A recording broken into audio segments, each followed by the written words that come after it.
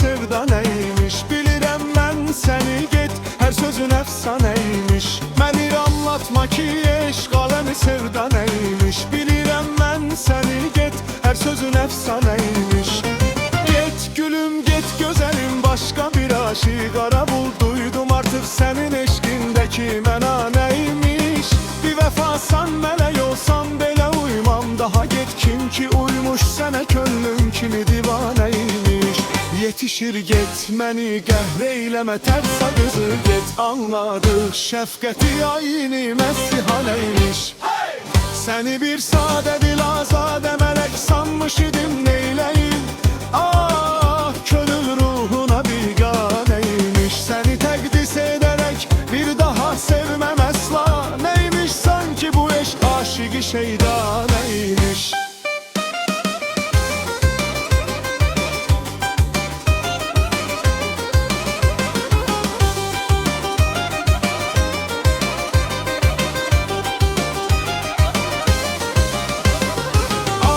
Zövgül səfadən mənə bəhs etmə sadın. Bildi artıq bu cahan mülkünə viranəymiş. Aləmi zövgül səfadən mənə bəhs etmə sadın. Bildi artıq bu cahan mülkünə viranəymiş. Yetişir get məni qəhr eyləmə, tərsa qızı get. Anladıq şəfqəti ayini məssihanəymiş. Səni bir sadə dil azadə mələk sanmış idim, neyləyim? Ah könül ruhuna biganəymiş. Səni təqdis edərək bir daha sevməm əsla.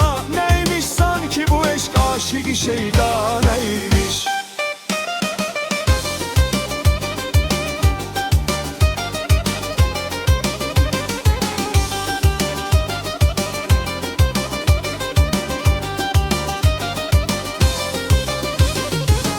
Yetişir get məni qəhr eyləmə, tərsa qızı get. Anladıq şəfqəti ayini məssihanəymiş. Səni bir sadə dil azadə mələk sanmış idim, neyləyim? Ah könül ruhuna biganəymiş. Səni təqdis edərək bir daha sevməm əsla. Neymiş sanki bu eşq aşıqı şeydan.